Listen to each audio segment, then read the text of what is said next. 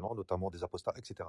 Juillet 2024. En introduction, Jack le Fou est le pseudo de ce qu'il conviendrait d'appeler un polémiste d'origine algérienne, désormais domicilié au Canada, et ayant acquis une notoriété certaine en France ces dernières années grâce à des débats sur TikTok au sujet de l'islam sunnite. Il avait fait ses armes avant ça en arabe sur une plateforme de débat nommée Clubhouse. Le 4 août 2022, il crée sa chaîne YouTube où il publie la rediffusion de ses lives TikTok. Le 30 mars 2024, il compte sur YouTube 57, donc ça c'est des petites futilités. Comme dit précédemment, l'essentiel de son contenu consiste en des débats enregistrés avec des musulmans sunnites, parfois d'autres intervenants, notamment des apostats, etc. Il faut bien comprendre que ce n'est pas un apostat. Un apostat, c'est quelqu'un qui sort de l'islam, un musulman qui sort de l'islam, qui se désavoue de l'islam et qui prend une autre religion ou bien qui devient athée. Jack le Fou n'a jamais été musulman. Donc moi je suis musulman en l'occurrence et je suis même orthodoxe et je sais tout de suite reconnaître un coreligionnaire d'un concitoyen. Les réflexes, on est né dedans, on a baigné dedans, donc on le voit. L'islam et l'orthodoxie est quelque chose qui régit même au point de vue gestuel. Il y a des spécificités, donc on voit tout de suite quand quelqu'un n'a jamais été musulman. Je continue l'article. Moi, ce qui m'intéresse dans cet article, c'est l'argumentation autour de ses origines sociales et de son but commercial, parce qu'il faut savoir qu'il n'a pas tardé à mercantiliser, si on peut appeler ça comme ça, son image avant des mugs, des t-shirts et avec des inscriptions de toutes sortes de platitudes qu'il a semble-t-il découvert aujourd'hui et qui sont enseignées à l'école très tôt. Donc voilà, c'est une imposture crasse. On le voit même ces débats qu'il a eu, son intervention, je pense, chez le précepteur. J'étais vraiment très gêné à sa place. Le précepteur en fait lui posait des questions, attendait des réponses. En fait, on sentait que le précepteur anticipait et devinait un petit peu les réponses qu'il allait donner. Et on voyait en fait Jack le Fou tomber dans le piège en faisant des déclarations totalement loufoques, comme si il professait une nouvelle religion ou comme si qu'il dispensait un cours au précepteur qui est connu pour avoir quand même un certain niveau en philosophie. Ça m'a profondément gêné. Mais c'est le but de notre intervention pour expliquer quel est cet individu, quelles sont ses origines. Donc il est algérien, algérois, kabyle, athée. Je pense qu'il est de la mouvance berbériste aussi. C'est des gens qui sont profondément anti-musulmans, anti-arabes, surtout ils détestent la langue arabe. Il n'a de cesse de déclarer sa haine pour la langue arabe, pour dire soit c'est une langue morte, soit c'est une langue archaïque, ou soit il utilise des sobriquets pour qualifier les arabophones, etc. Donc moi ce qui m'intéresse, c'est sa position sociale, son but et son procédé. Donc il se présente comme un militant démocrate algérien, athée. Selon ce récit, c'est par le biais de son militantisme humaniste qu'il est entré dans la critique de la religion. En Algérie, plusieurs lois sont inspirées de la charia, par exemple une femme hérite de la moitié, etc. etc. De plus, l'islam y constitue une autorité religieuse, c'est normal, on est en Algérie. La France, ce n'est pas le monde. La France, il y a de cela quelques décennies, était régie aussi par la charia chrétienne. Charia, ça veut dire législation. Quand on prend l'étymologie, ça veut dire cheminement, etc. Ce n'est pas en fait un débat. Je ne veux pas faire une intervention théologique. C'est une intervention purement politique et sociale. Donc l'islam est un code millénaire qui régit 2 milliards de personnes dans le monde, et c'est tout à fait normal qu'en pays musulman, les lois sociales et des interactions soient régies par cette philosophie, comme l'a été la France pendant 1500 ans et comme l'est beaucoup de pays encore aujourd'hui. Donc de plus, l'islam y constitue une autorité religieuse, c'est-à-dire que les textes dits sacrés suffisent à légitimer les lois et condamner ceux qui s'y opposent. Ça, c'est pas totalement vrai. Les Algériens sont même passibles de prison 5 ans, dit-il dans une de ses vidéos, s'ils remettent en cause publiquement les saintes écritures. C'est tout à fait normal. On est en Algérie, c'est un pays où dans la Constitution, les éléments fondamentaux sont en premier l'islam. Donc c'est tout à fait normal. Comme en Russie, comme aux États-Unis, comme dans beaucoup de pays. Si on remet en question l'exactitude ou la pertinence d'un hadith, par exemple, par conséquent, Jack le Fou explique que l'islam est en Algérie un des principaux obstacles à la démocratie. Donc c'est un discours de décadentiste. Si je voudrais en fait contrecarrer cet argument comme quoi l'islam serait un obstacle au développement, donc ce qui est faux, car dans l'histoire, on sait que pendant 1000 ans, l'islam a régné sur les 2 tiers du monde connu à un moment, et ça n'a pas empêché en fait de créer ce qu'on appelait le translation impero, c'est-à-dire le transfert des connaissances liées à la traduction des textes grecs, etc., par le syriaque, par l'arabe, etc. Il fait partie aussi d'un groupe qui nie en fait l'évidence, qui est un consensus d'historiens. Il a de réels problèmes avec l'historiographie et l'histoire. Il ne veut pas faire d'histoire ni de politique. Il dit qu'il veut faire de la politique, Jack le Fou, mais il fait que du rentre-dedans. Il invite que des éclopés ou que des marginaux qui se disent musulmans et il débat avec eux. Les débats avec de réels musulmans sont très marginaux, très minoritaires. Et quand il l'a fait, notamment avec un jeune qui n'a pas un niveau extraordinaire, qui a un niveau, si je devais faire l'analogie, un niveau CM2 ou 6e en islam, qui s'appelle, je pense, Islamo Bobo, et qui est un jeune maghrébin du Canada, je pense, qui l'a mis en difficulté, qui l'a même ridiculisé lors d'un débat. C'est pour vous dire qu'il ne débattra jamais avec un universitaire ou un juriste musulman francophone, parce qu'il sait qu'il a perdu d'avance, car ce n'est pas Jack le Fou, titulaire d'un BTS, qui va venir remettre en cause l'islam. Parce qu'il le dit lui-même, il dit que c'est une bête politique. Apparemment, il vient de découvrir Carl Schmitt, il vient de découvrir les juristes. Les juristes germanophones du 18e et du 19e et du 20e siècle. Il vient de découvrir l'encyclopédie. Il vient de découvrir la philosophie européenne. Et c'est grâce à ça, et la philosophie, les Romains, les Protagoras, les sophistiques, les sophistes de la Rome antique, etc. Donc c'est une ratatouille, Jack le Fou. Il mélange un petit peu tout. Il sait faire un petit argumentaire très percutant qui plaît énormément, en grande majorité, aux droitards, à l'extrême droite. Et il n'a de cesse, en fait, de revenir à chaque fois, de se repentir pour dire qu'il n'est pas du tout d'accord avec les droitards, alors que c'est eux qui le financent très largement. On le voit lors de ses pleurnicheries, dans ses lives YouTube notamment.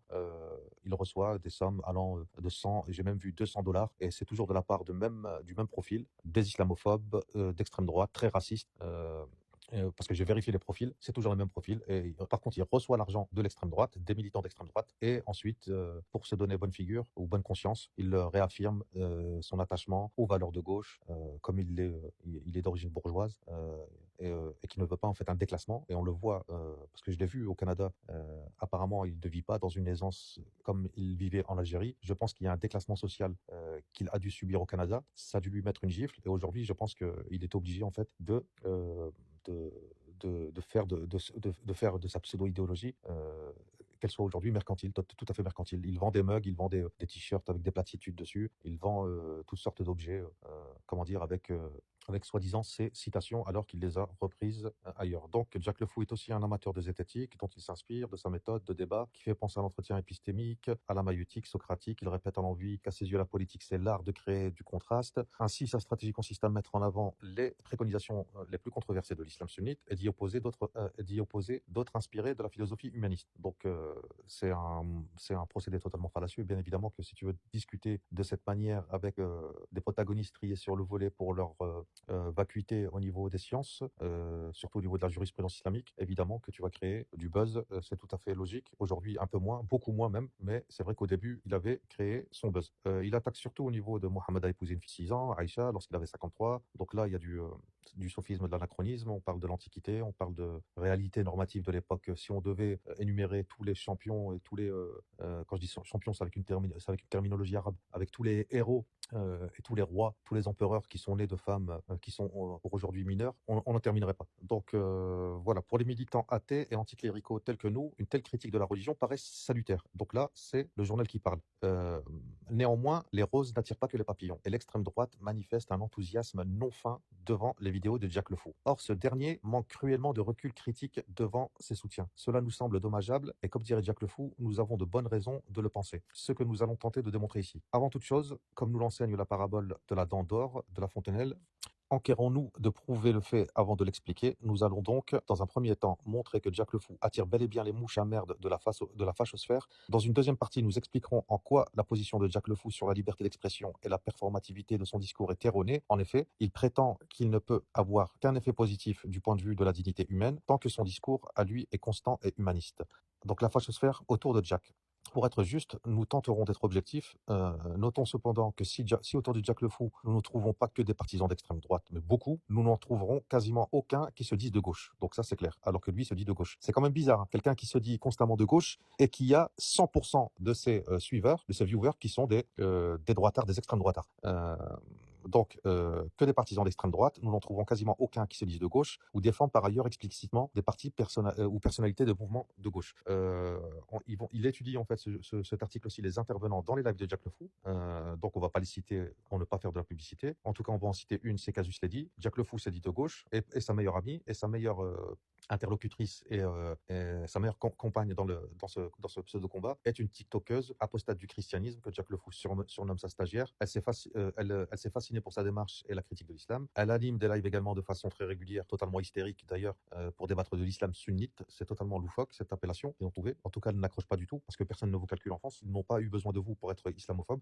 Elle est une ancienne partisane donc du parti fasciste Égalité et Réconciliation, donc Alain Soral. Nous ne l'avons pas entendu tenir de propos problématiques sur les lives de Jack Le Fou, et elle dit avoir fait amende honorable de ses anciennes accointances fascistes, ce qui serait porté à son crédit. Néanmoins, elle reconnaît dans au moins une vidéo postée le 6 mai 2024 sur YouTube avoir voté Zemmour aux élections présidentielles. Donc j'aime bien moi l'hypocrisie française, c'est de dépeindre des gens et de décrire des gens comme ayant fait amende honorable, tout en votant pour Zemmour, qui lui en fait a été condamné plusieurs fois pour racisme tout simplement, islamophobie, racisme anti-arabe, etc. Donc c'est quand même bizarre leur façon d'amoindrir les faits si graves. Donc elle y précise ne pas regretter son vote au vu de la situation d'il y a 2 ans, ce qu'elle ne détaille pas. La principale raison qu'elle avance est le soutien à la liberté d'expression, etc., etc. Ça c'est du flanc pour décorer un petit peu le début de l'argumentaire. Moi ce qui m'intéresse c'est l'analyse sociale concernant Jack Le Fou, ses origines sociales, d'où il vient,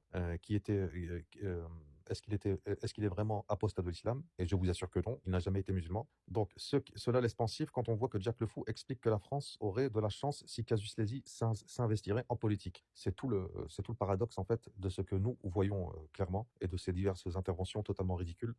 Notamment, elle a participé à un débat contre un avocat. Je pense que c'est un avocat qui participe à TPMP où il n'a mis en fait que 5 minutes pour la démasquer en fait, pour dire que ce qui la dérange vraiment, c'est les Arabes et ce n'est pas la croyance en fait. Concluons par ce magnifique tweet où les immigrés sont qualifiés de protégés de l'extrême gauche et même de merde qu'on se refile, contre lesquels les campagnes répondraient à coups d'armes à feu. Notons qu'elle cite un tweet de Damien Rieu, donc elle fait la promotion de Damien Rieu, qui est un fasciste, un néoconce, une vulgaire copie de néoconce qui ne fait tous les jours depuis qu'il est né politiquement attaquer les Arabes et les musulmans. Bien évidemment les plus précaires, parce qu'à partir du moment où il lèverait le ton sur les Qataris ou les Saoudiens de Paris, on le verrait tout de suite interné soit en hôpital psychiatrique ou soit condamné par la justice française.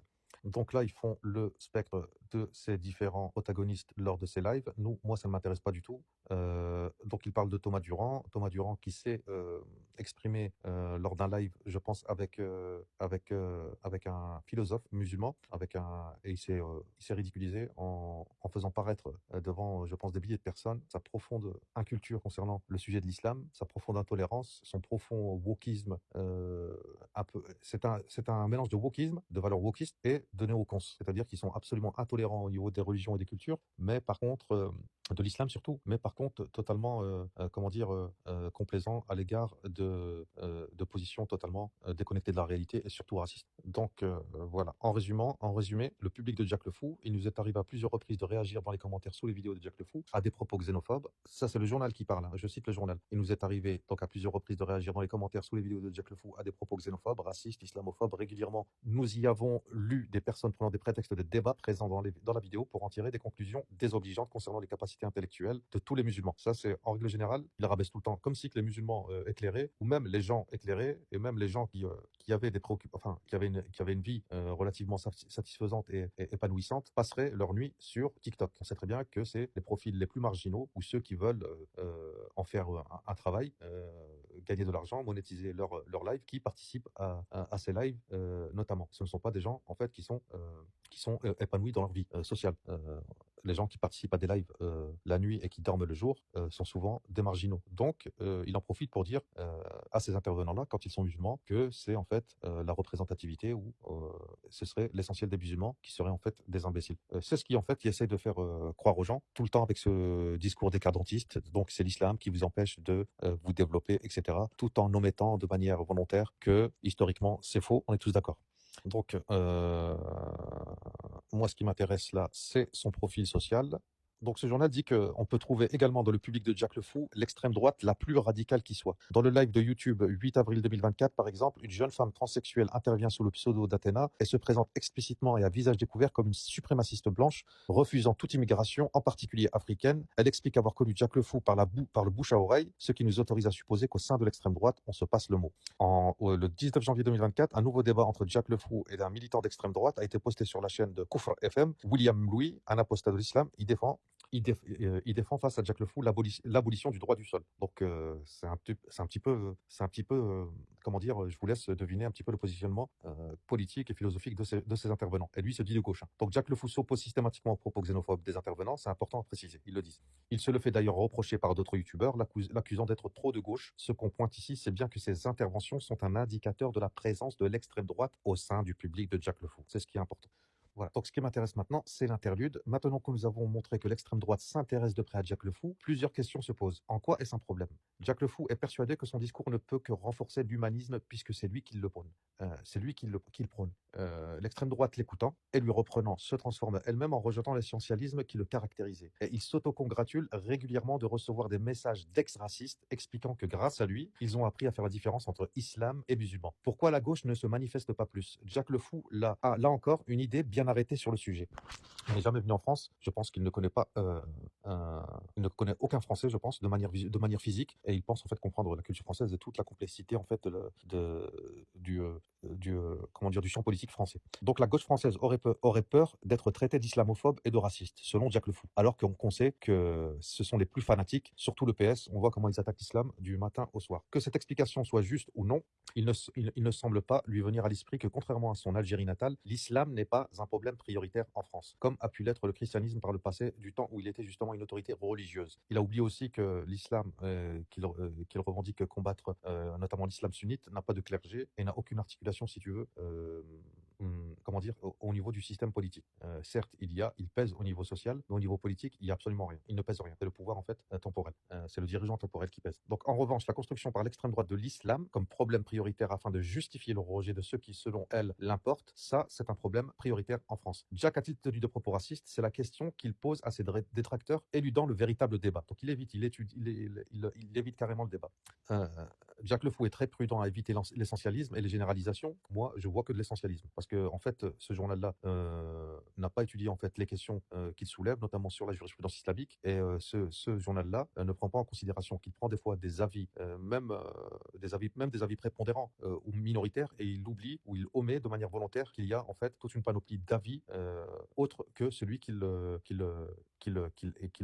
utilise pour essentialiser en fait l'islam. Et ce journal-là, manifestement, n'a pas les capacités pour le comprendre. Je ferme la parenthèse. Ceci est vrai, mais on peut renforcer par sa pratique un courant auquel on est opposé tout en défendant les paroles des positions incompatibles avec celui-ci. Le fait de critiquer l'islam comme s'il s'agissait d'un problème de taille en France, Jack Le Fou donne involontairement raison à ceux qui en font un problème. Vous comprenez pourquoi Jack Le Fou, foncièrement, soit il le fait exprès, soit pour moi, il a un petit peu d'autisme aussi. Sa manière, son psychicisme, tout le temps à répéter mécaniquement ces mêmes arguments qu'il a sans doute travaillé, me font penser à quelqu'un qui est un petit peu touché par un genre d'autisme, je pense. Ce n'est pas pour le rabaisser, mais je pense qu'il a ça en lui. Donc le fait de critiquer l'islam, comme s'il s'agissait d'un problème de taille en France, Jacques Le Fou donne involontairement raison à ceux qui en font un problème de taille. L'extrême droite, Jack Le Fou donne par ailleurs de la visibilité à toute une frange de la fachosphère en parant d'une aura d'humanisme un combat qu'il menait avant tout par xénophobie. Ça ne justifie pas d'arrêter le combat contre l'obscurantisme religieux, même plus généralement contre la religion. Par contre, on ne peut pas ignorer que le contexte dans lequel on énonce un discours conditionne l'effet de ce discours dans la réalité matérielle. Son influence sur la société, sa réception par les auditeurs, Jack Le Fou semble pourtant l'ignorer. Pourquoi? Point d'interrogation. Et quel est ce contexte? Point d'interrogation. C'est ce que les deux prochaines étapes, c'est ce que les deux prochaines parties aborderont. Donc humanisme bourgeois, libéralisme et positivisme idéaliste. Il est un point que peu d'observateurs ont à notre avis noté. Jack Le Fou est issu d'une famille et d'un milieu familial favorisé. Il déclare dans l'un de ses lives, dont nous avons perdu la référence d'ailleurs,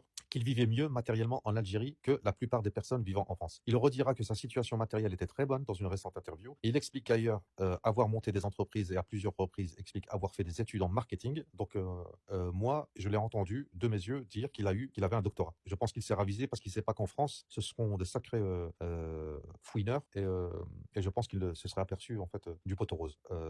Parenthèse fermée. Pour finir, il déclare que pendant un moment, il débattait de 6 à 8 heures par jour, un rythme qui semble difficile à tenir pour un prolétaire. Ça, c'est sûr. Quelqu'un qui débat tous les jours entre entre 6 et 10 heures, je pense que sa situation, au niveau social, elle doit être au moins à l'aise, pour qu'il puisse assumer en fait un tel niveau de présence sur les réseaux sociaux sans monétiser.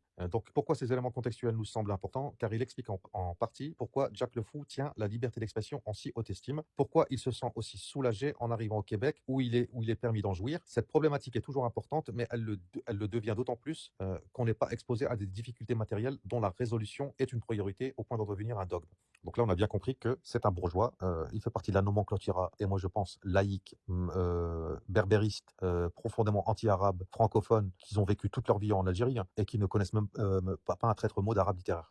Souvent, on a beaucoup de gens comme ça, notamment au Québec. Je ne vais pas généraliser mes amis algériens. Je sais très bien que l'écrasante majorité des Algériens sont des patriotes et sont des musulmans, alhamdoulilah. Je dis ça parce que l'Algérie est un pays musulman. Le premier point de sa constitution, c'est l'islam et l'arabité. Donc je le dis, chez nous, c'est une croyance fondamentale en ces principes cardinaux de la nation algérienne. On n'est pas une nation laïque. L'Algérie est un pays musulman et arabe. Donc pourquoi ces éléments constituent voilà, ce fétichisme de la liberté d'expression repose sur une forme d'idéalisme bourgeois de type positiviste. On pourrait le résumer de la sorte: la rationalité triomphe par sa capacité à rendre compte du réel. Un exemple frappant de cela est le fait que Jack le Fou explique à maintes reprises que l'Ancien Testament contient des recommandations plus barbares que le Nouveau Testament et celui-ci que le Coran, sans le montrer par une comparaison des textes, mais en s'appuyant uniquement sur sa foi dans le progrès linéaire de la pensée et de la connaissance humaine avec le temps. En fait, Jack le Fou considère que les changements dans les valeurs sont assujettis à l'accumulation des connaissances. Autrement dit, plus une société est ancienne, moins l'humanité aura accumulé de connaissances depuis ses origines. Et donc, moins de valeurs seront proches de celles que nous considérons civilisées actuellement. Ce raisonnement souffre de plusieurs lacunes. Ça va devenir intéressant.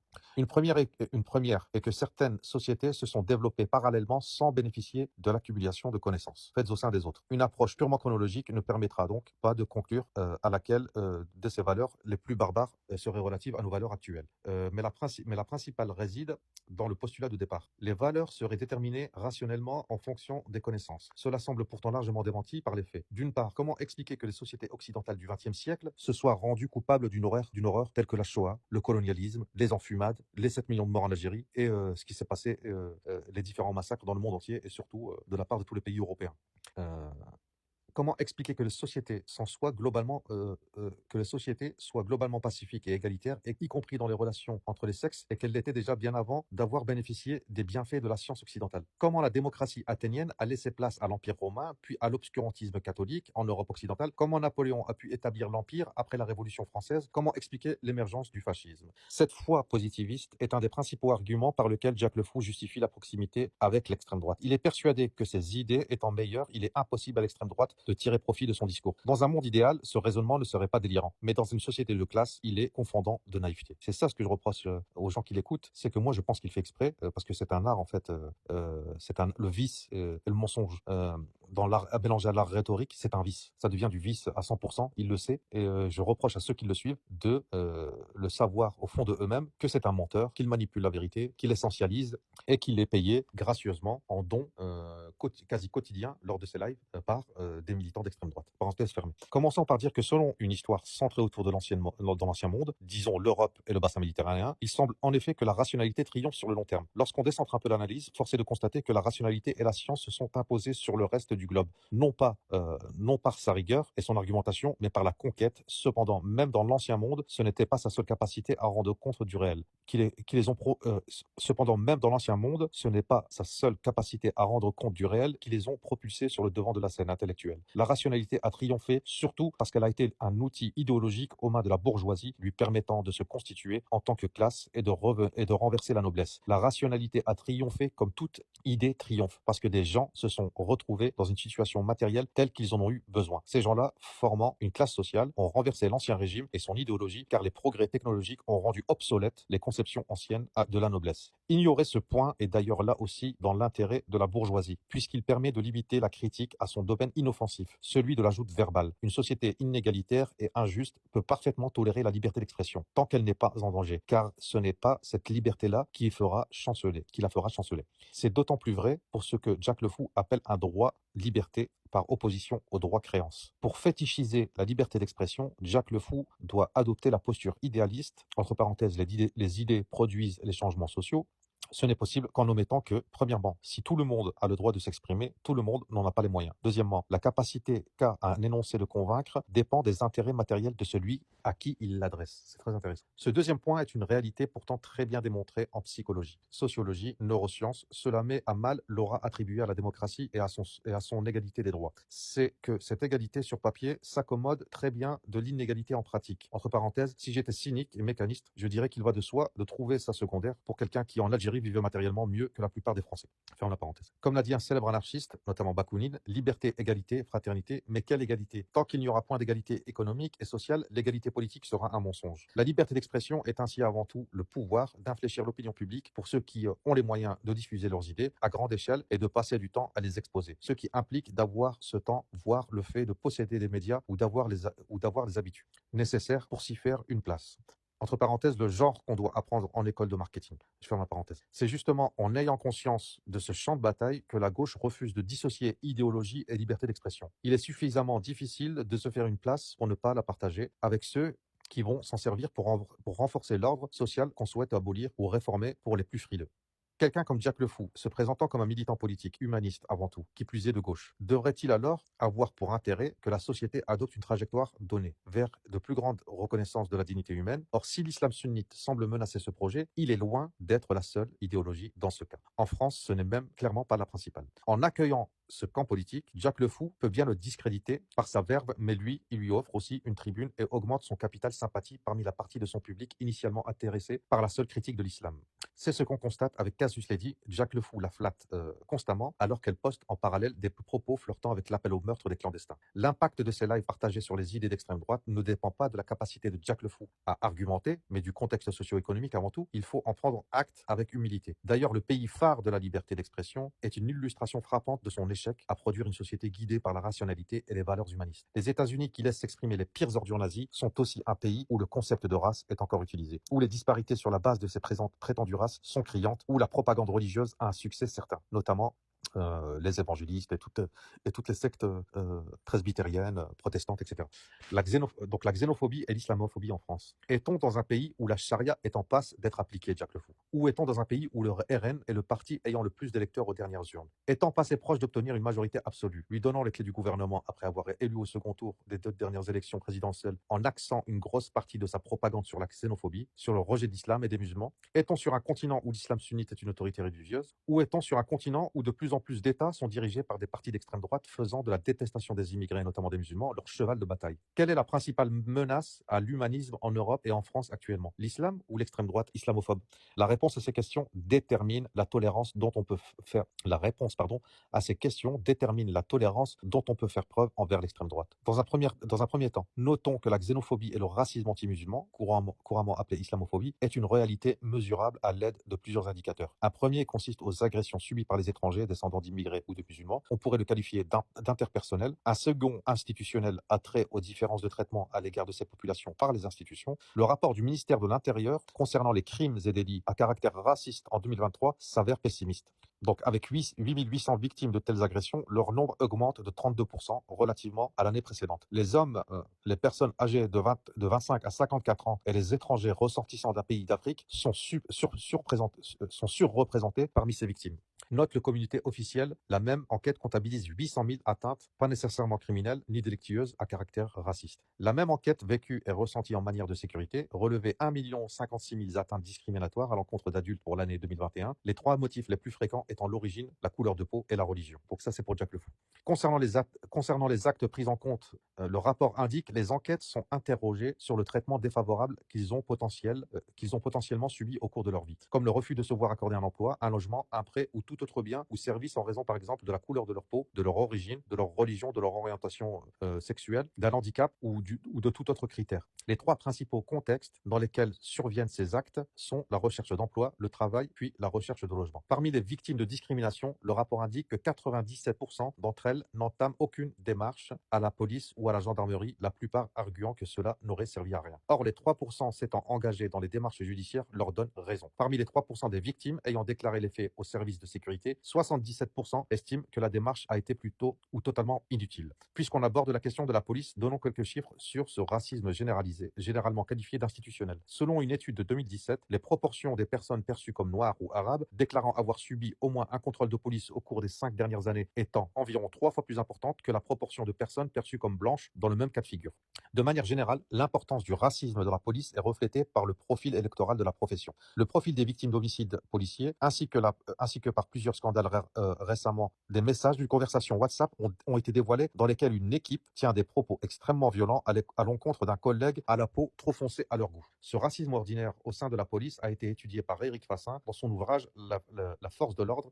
Il a fait l'ethnographie d'une brigade anticriminalité, l'un des services de police les plus controversés et, disons les termes, les plus racistes et violents, déployés notamment dans les quartiers sensibles et dont le rôle est l'interpellation, notamment sur la base de flagrants délits. À tel point que la DGSI elle-même reconnaît qu'il y a un phénomène inquiétant, la présence parmi l'ultra-droite de membres ou d'anciens membres des forces de l'ordre ou de militaires. Si l'on prend une fourchette large, et nonobstant toutes les questions statistiques, on estime qu'il y aurait entre 5 et 11% de la population française qui serait musulmane, soit entre 3,5 et 7 millions de personnes. Précisons toutefois que des personnes non musulmanes peuvent subir des agressions anti-musulmanes à partir du moment où l'agresseur suppose la religion de la victime. Plusieurs organisations différentes mesurent les atteintes faites spécifiquement aux musulmans en raison de leur confession. L'institution publique qui en est en charge est le service central du renseignement territorial. Dans son rapport de 2022, il recense 188 faits anti-musulmans, dont 12% de moins qu'en 2021. La majorité consistant en des propos ou gestes menaçants. Toutefois, le rapport précise que seuls les faits ayant donné lieu à un dépôt de plainte ou à une intervention de police suivie d'un constat des forces de l'ordre sont intégrés dans les statistiques, condition sine qua non de leur prise en compte. Or, nous avons vu ci-dessous que la très grande majorité des personnes agressées pour des faits de racisme ne se rendaient jamais à la police. Ainsi, le collectif contre l'islamophobie en Europe produit lui aussi des statistiques sur la base de signalements depuis sa fondation en 2022. Pour toute l'Europe, mais les signalements viennent en écrasante majorité de France. Dans son rapport de 2023, le CCIE rappelle avoir comptabilisé en 2022 527 actes anti-musulmans, soit 339 de plus que le SCRT en 2023. Il en recense 794 en France. Pour rendre ces actes plus concrets aux lecteurs et aux auditeurs, citons le Conseil français du culte musulman, tentative d'incendie d'une mosquée avec des fidèles en prière à l'intérieur, tag de croix gammée, tête de porc accrochée au mur, propos racistes, menaces de mort envers les responsables de mosquées, ainsi que pour les fidèles. Tous ces faits datant de ces derniers mois. On va évoquer maintenant les médias et l'islamophobie. Le rôle des médias est important à souligner. Éric Zemmour, désormais politicien, président du parti Reconquête, raciste avéré, condamné à plusieurs reprises pour incitation à la haine raciale, déblatère depuis des années sur les chaînes de nos télévisions en reprenant les éléments de langage de la nouvelle droite ethno-différentialiste. Il a notamment participé à la popularisation du concept de grand remplacement ou de colonisation inversée. Il s'agit essentiellement de la même chose. Il a acquis une audience considérable en tant que chroniqueur polémiste sur le plateau de N'est pas couché. Ses prises de position provocatrices nourrissant l'audimat. Par la suite, il a bénéficié d'une émission à son nom et celle de son compère, toujours Éric Nolot, sur la chaîne CNews du groupe Bolloré. Fort de cette exposition, il fondera son propre parti Reconquête en avril 2021, dont le nom fait référence à la Reconquista espagnole, durant laquelle le royaume chrétien du nord de l'Espagne ont combattu les territoires musulmans du sud. Il serait intéressant de s'attarder sur le cas du milliardaire Bolloré, lui dont le frère est un fervent catholique ayant publié le livre Dieu, la science, l'épreuve, où il prétend démontrer non hétérosexuel, auquel Zemmour adhère, sans en faire autant pour aucune autre confession. L'impact du racisme anti-musulman en Europe et en France et en particulier a tendance à être toujours plus violente envers les dernières arrivées. Or, en France, les Africains représentent une part importante de l'immigration depuis ces dernières décennies. Généralement, on prend en compte comme point de départ